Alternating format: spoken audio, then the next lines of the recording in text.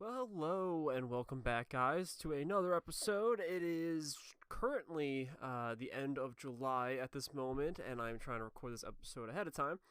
And things have been weird. Probably not as much weird. Work's been going good, life's been okay. Here in America, things are going crazy again downhill, so average, I suppose. And today we have a rather interesting topic. It is a topic that I actually came across via a show that I used to watch, and we are going to be talking about that towards the end of the episode. And it is also a topic that I haven't seen too many other podcasts or like paranormal themed stuff really cover, at least not in like passing maybe, but I haven't really seen it that often, and it's something that I thought was sort of interesting, and it's definitely a region in which we haven't really been able to really discuss, if at all, so far on the podcast, and I figured we just get into it because it's gonna be it's a little bit of a quickie, but again, it's something that was sort of neat, and it's a little different, but it has a lot of like old similarities to some more supernatural stuff that you may have been aware of. So, based off of the title that I'm sure you guys have already read and clicked on, today we are talking about the supernatural entity known as Aicha Kandicha. And this particular entity has its origins rooted in northern Moroccan folklore, which, if you are not aware of where that is in the northern section of Africa. And it is often associated with a sort of pseudo umbrella term of the jinn. And if you're not familiar with the jinn, this is a sort of natural spirit type entity. It's sort of hard to describe because again, it's like an umbrella term. However, it is found throughout Islamic and Arabic practices. These particular entities are not necessarily good or bad, like the pure description of it. They kind of toe the line all over the place. They could be good, they could be bad, they could be neutral. It's just sort of up to them. However, it is agreed upon that within, especially the Islamic beliefs, that they are not as powerful as, say, other religious entities such as angels or devils that may be found within like more name brand stuff. The jinn is very much seen as more of like a natural thing. However, they are very powerful in their own right. Aicha Kandicha, however, and if you are looking this up online, there are several ways of spelling the name, and my notes interchange that. But Aicha is typically depicted as a beautiful young woman whose looks can easily charm any man, and this is sort of contrasted with her other common description of her having the legs of a hooved animal, in particular a goat, however more common than not having the legs of a camel. The overall description of her tends to vary from region to region and by whom this sort of story is coming from. Again, this is originating from Morocco, however, it's sort of spread throughout, and even within Morocco, depending on where you are, you're going to have some varying accounts of the particular creature. That's not to say that the overall story isn't relatively the same. It's just more or less minor details here and there. Again, some people thinking goat legs, some people saying camels, and then more stuff that we are going to get into. So nearly all accounts, however, of Aicha Kandicha identify her home as being near some sort of body of water. And I'm going to pronounce some names that are probably going to be wrong, so bear with me. In Tangar, this is thought to be the sea in which she originates from. In Tatan, this is the Mortal River. And in Fez, this is the drainage canal, which is sort of a downgrade. And among the Beni Asin is the Sabu River. So It sort of, again, it varies depending on the region. In a lot of cases, it sort of has some familiarity with, like the La Llorona legend, in which she sort of stalks riversides. It's very similar to sirens, which we're going to talk about in a sec too. It has a lot of very similar tastes to other supernatural stories.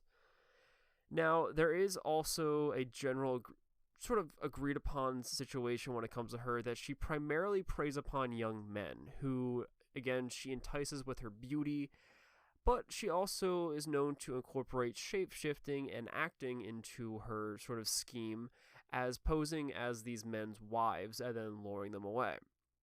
It's also said that she uses her seductive prowess in order to latch onto local men in order to possess them and ultimately kill them, somewhat similar again to stories of the sirens, who would lure away sailors and people who happen to wander into the sea with their calls, ultimately more often than not to their death.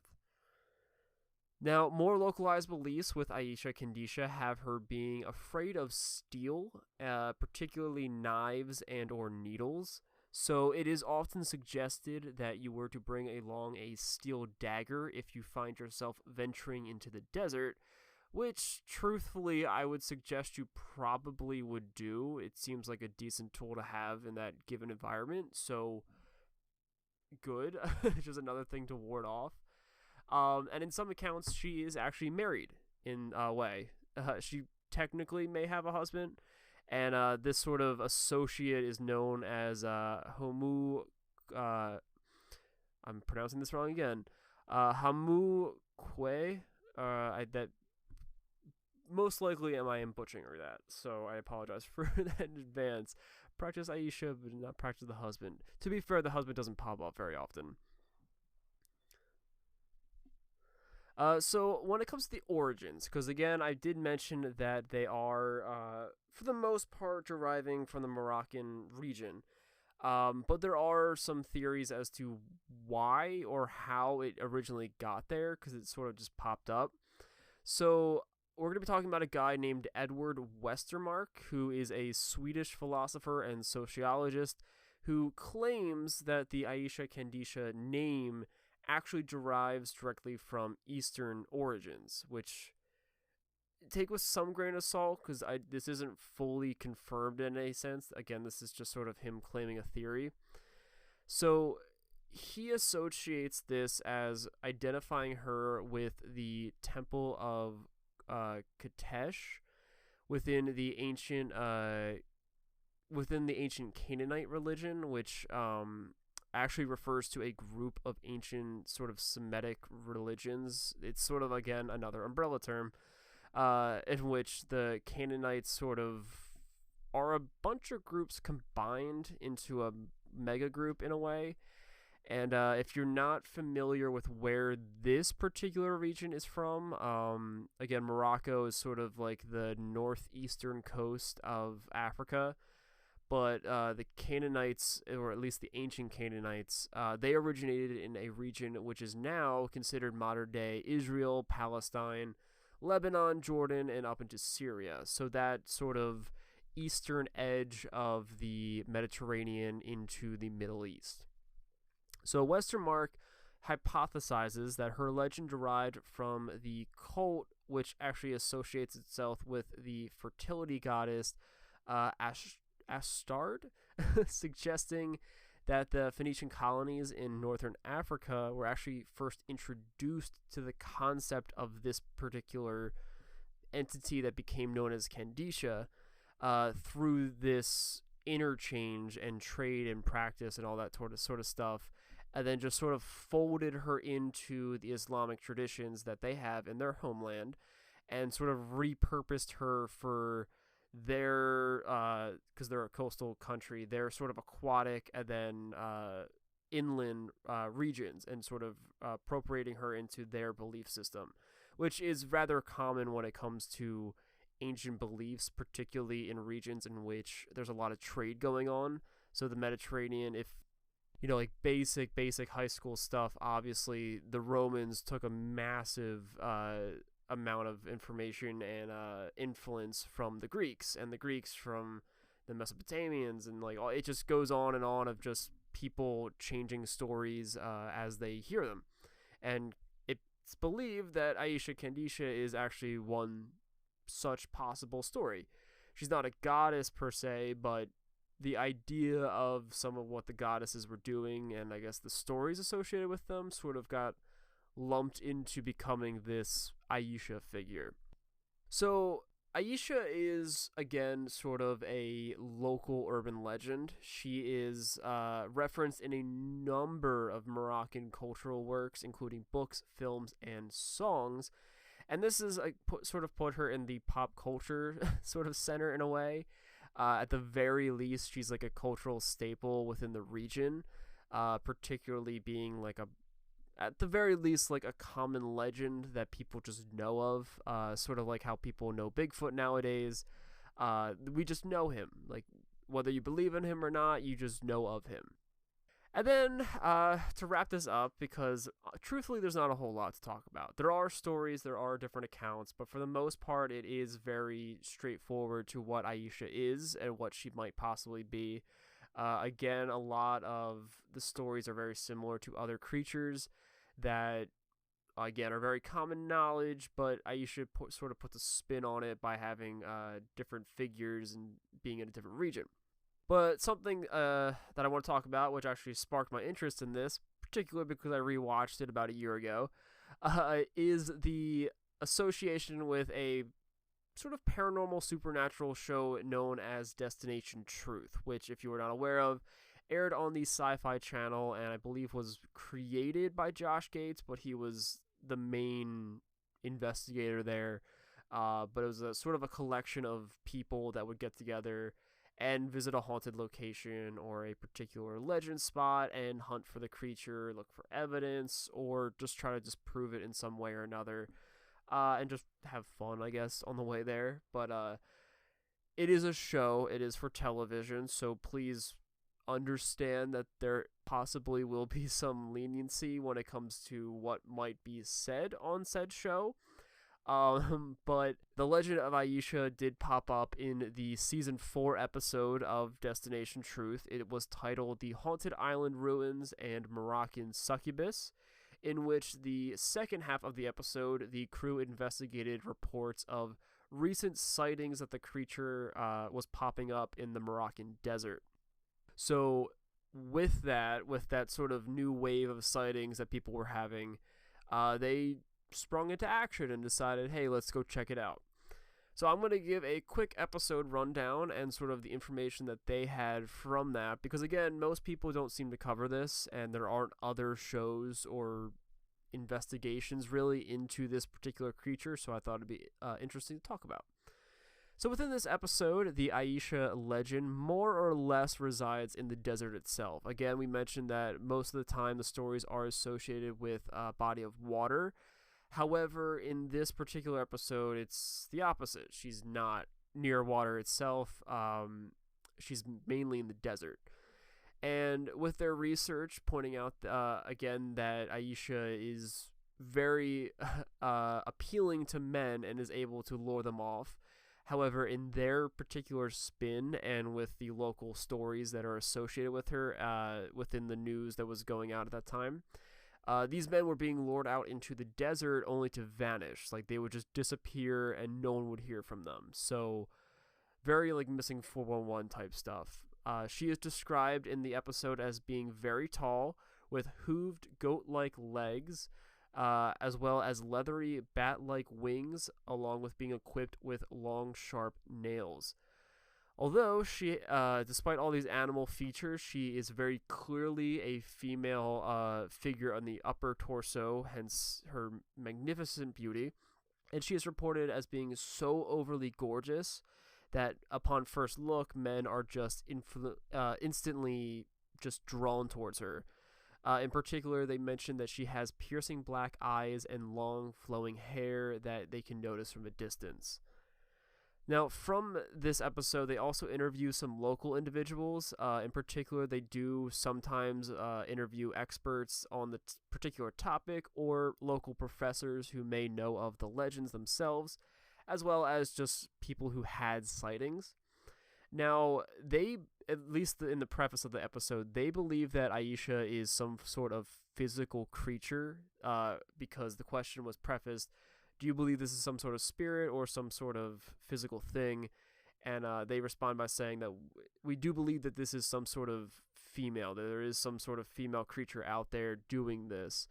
And I believe that this is sort of associated with the idea that this legend is so embedded into the zeitgeist over there that it's sort of the same as being like very religious and being so devout in believing that something is real, that it has to be, like therefore it is. I don't know if everyone there particularly thinks like, yes, there is a physical entity, but it is interesting to note at the very least. I just thought it was something that I should jot down. So locals report also that the sound of chains being dragged is something that you could hear, as well as if you hear the sounds of camel footsteps during the night, that she is actually on the prowl nearby. These were things that I did not spot in my own research when it comes to different sources that I came across. None of them reported the chains being dragged. I find that interesting since apparently she doesn't like steel and metal, so I find it weird that she would have chains associated with her. Whatever. And then the crew ended up being told that Aicha, at least in these current sightings, was known to be in the Atlas mountain range. And particularly the locals recommended that they should check out abandoned structures and temples, particularly abandoned Kasbahs, as she uses them as a sort of base of operation. So with all that information being presented, the crew sort of gathers up and they do overnight investigation of wherever place they're at. So with this particular one, they take off to the Atlas mountain range and they stay overnight. They end up finding a few Kasbahs by using a hot air balloon to locate them, and then choosing a few to check out during the investigation itself. Now, they did hear a few strange noises when it comes to their audio equipment. They are able to pick up more distinct sounds. A few of them were animals, however, they were not able to discern what type of animal, and they concluded ultimately that it was just too vague to really associate with some mysterious creature. They did also hear the sound of metal, whether or not it's being dragged or hit or whatever. They did hear it out in the desert. However, again, they're like, we can't confidently say that this is some mythical creature out in the desert doing this. It could easily, just be someone moving through. There are, I guess, traveling caravans out there. I don't know, particularly with the Atlas mountain range. But they concluded that there are alternate theories as to what this could be, and they just didn't feel confident in saying that this is, in fact, Aicha. And lastly, they did find some physical evidence while exploring a few of the local Kasbahs that they located. Primarily this being a tooth and a bone fragment that they were able to put into evidence bags and bring back with them to LA, which is where they're, I guess, located. And within the show, they always bring evidence back to a few individuals that they know of that are in the field or are experts in that particular topic that they need to get some info on. So in this case, when they have any sort of animal remains or footprints or whatever it is, they bring it to the LA Museum of Natural History. And with this, they concluded that the tooth was clearly mammalian. However, it was most likely from a cow, which, if you sort of know the description of Aicha, she does have animal features. However, her upper half is always female and human-like. There's almost no stories in which she has like animal teeth and an animal face, and like it's very human-like. So this sort of just doesn't really line up. However, the second piece of evidence was, again, the bone fragment, which was rather quickly identified as being the lower part of a leg bone of an animal. which they provided a sample bone for, and it was like almost a perfect match, and that was from a cow. And obviously, this is likely from a cow, but the idea that Aicha Kandicha's lower half is the hind legs or upper legs or whatever of a animal very similar to that. More often than not, the stories have her as being a goat lower half, like a satyr, but camels are also associated in there. Goats, horses, cows, anything that's sort of like bovine or weird in that sense. She sort of is associated with her description. And obviously, this isn't saying, "Oh my God, they found proof," but it's just they're like, "Hey, if it is, this could be her. Who knows?" But it was just like a joking thing to end the episode. But I thought it was interesting that they actually did find something, at least in the very least, associated with her. In the fact that they found a bone. Obviously, again, TV. This could have easily just been something they placed or whatever for views. I don't know.